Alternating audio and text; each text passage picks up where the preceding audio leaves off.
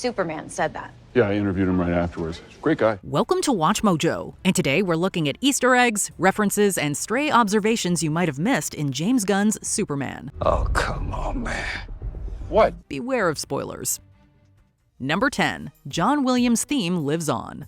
While the DCU's Superman has the potential to shape a new generation, elements of its 1978 predecessor are forever iconic.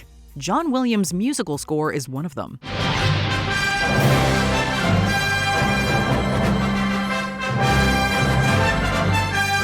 With Legacy being a core theme, it's only fitting that Gunn's film opens with an updated version of the Superman March.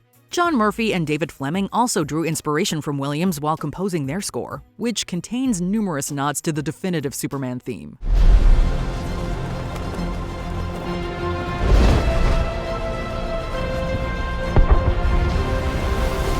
Compared to the Guardians of the Galaxy trilogy and the Suicide Squad, Gunn doesn't rely as heavily on licensed music for the soundtrack. However, Gunn did create a Spotify playlist for each main character.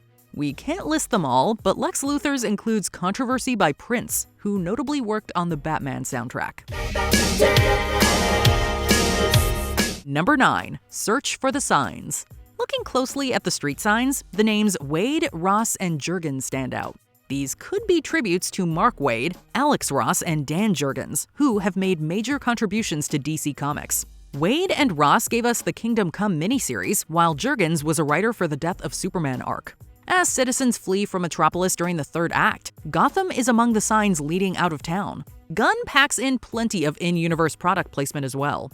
During the kaiju battle, you could spot a billboard for Big Belly Burger, which first appeared in 1988's Adventures of Superman number 441. Superman's fight against the Hammer of Baravia also interrupts an advertising meeting for Chacos, a favorite cookie of Martian Manhunter. Number 8. A cruel twist on the speeding bullet line. The Adventures of Superman radio series and Fleischer cartoons helped popularize the faster than a speeding bullet line. Faster than a speeding bullet. More powerful than a locomotive. Able to leap tall buildings at a single bound. The infant of Krypton is now the man of steel, Superman! Superman's incredible speed is common knowledge, as is his weakness to Kryptonite. Luthor takes both into account when Superman is imprisoned. Weakened by the Kryptonite that Metamorpho materializes, Superman is forced to watch as Luthor holds an innocent man named Malik Ali at gunpoint. Molly.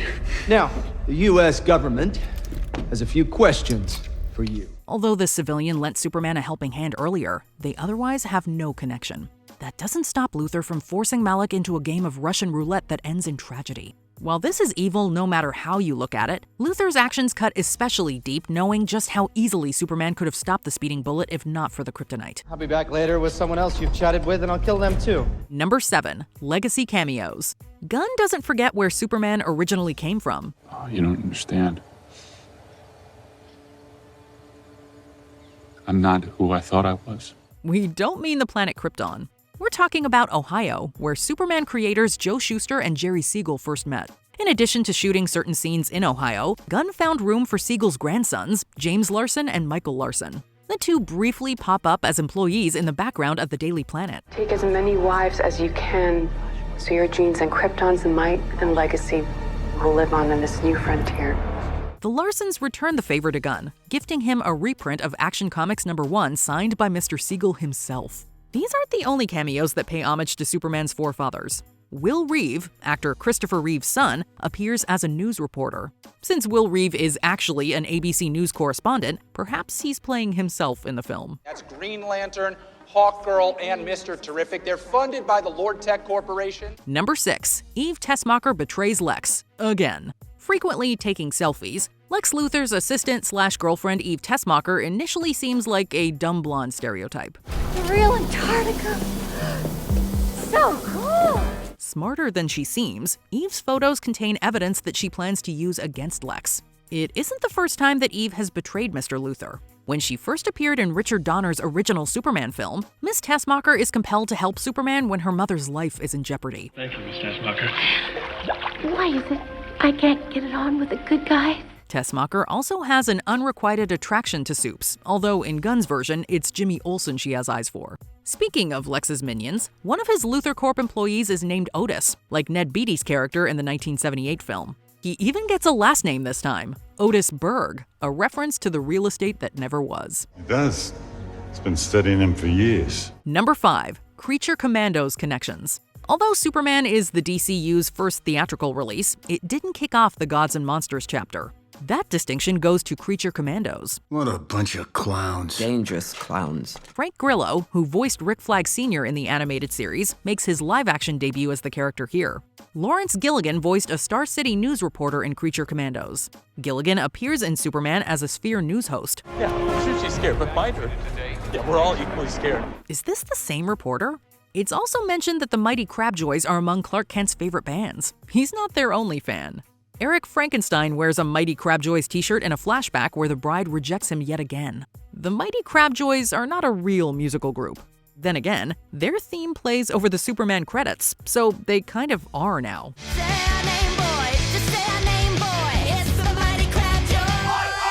Number 4. Metamorpho's link to Stagg Industries. Anthony Kerrigan plays Rex Mason, aka Metamorpho, who Luthor manipulates into helping him keep Superman down. Rex, a metahuman known as the Element Man, has been called into service for a specific purpose. He can metamorphose into any known substance, even substances foreign to this planet. Like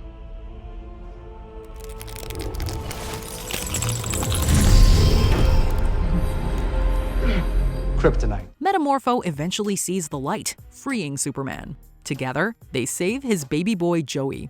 The film doesn't unpack how Metamorpho got his elemental powers, although clues are hidden in the background. After Superman learns the truth about his biological parents, he retreats into the Stag Industries building. Dude, you got a secret harem? No, Guy, of course I don't have a harem. In the comics, Simon Stagg, the CEO of Stag Enterprises, is the one responsible for transforming Rex. Simon's animosity is intensified when he learns that Rex is in a relationship with his daughter, Sapphire Stagg. Although she doesn't get a line in the film, Sapphire can be seen with Rex and their son Joey while watching the news. The villagers cling onto what little hope they have left as they're surrounded by the military. Number 3. No, Ultraman isn't Bizarro. The film opens with Superman losing his first fight ever to the Hammer of Baravia. Your Superman has abandoned you. The people of Baravia will not ignore him inserting himself into our hair. We soon learn that the Hammer is Ultraman, a minion of Lex Luthor. This twist comes with another twist, as it turns out that Ultraman is a clone of Superman, hence why their strength and fighting styles are matched. Those only somewhat familiar with the comics might assume that Ultraman is another version of Bizarro. The two are separate characters, with Ultraman being an evil Superman, while Bizarro is backwards Superman. Superman's exact opposite, who lives in the backwards Bizarro world. Up is down, down is up. He says hello when he leaves, goodbye when he arrives. Yet the film combines elements of both. In the comics, Ultraman is from an alternate universe, while Bizarro has been depicted as a clone that Luthor created. In Gunn's film, Ultraman is a clone, but a little less bizarre. Cloning you was relatively simple. All it took was combing the aftermath of your battles until I located a strand of your hair. That's how you got into the fortress. You had my DNA. Yes, but as is often the case with cloning, the match was imperfect. He might be even stupider than you. Number 2. There's no Justice League. Yet. The Hall of Justice has been constructed, but it currently hosts the Justice Gang rather than the Justice League. What's it called again? The Justice Gang. No. We're not called that. While Green Lantern, Mr. Terrific, Hawkgirl, and the newly recruited Metamorpho have noble intentions, that might not be the case for their boss, Maxwell Lord. Although Sean Gunn is only on screen as the character for a few seconds, there are several references to Mr. Lord. It seems like the one thing conservatives and liberals can finally agree on is that Lex Luthor sucks. Lois Lane has a recording device that was made by Lord Tech. The Lord Tech field is also home to the Metropolis meteors. The verdict is still out on whether the DCU's Maxwell Lord will be good or evil. Can you tell us a little about your skills? I'm considered the finest marksman in the world. Notably, his comic counterpart helped establish the Justice League International while under the control of a computer bent on world domination. Before we continue, be sure to subscribe to our channel and ring the bell to get notified about our latest videos. You have the option to be notified for occasional videos or all of them. If you're on your phone, make sure you go into your settings and switch on notifications. Number 1. Protect Superman. Once Luthor and the engineer infiltrate the Fortress of Solitude, they steal the message from Superman's birth parents. This message Catch-up. from his parents. It's damaged, but there's more. Catch-up. I can recover the rest. The engineer repairs a damaged part of the message, which reveals they didn't send Kal-El to defend Earth, but rather dominate it. When Superman returns to the fortress, Robot Number 4, aka Gary, says that he tried to protect Superman. It's implied that Gary is talking about protecting Superman's fortress, but what if Gary was protecting him from the truth? Must protect Superman. Maybe Gary always knew what was on the full message and concealed it from Superman, knowing it would send him down a dark path. Gary claims he's just an automaton with no real feelings. If there's any truth to our theory, though, Gary might have prevented Superman from becoming Brightburn. I know there is good inside you. I wanted to good. I do. Did we miss anything? Let us know in the comments. Can't say I'm surprised, Clevis. It's guys like this, they always got a whole bunch of dark, ugly secrets.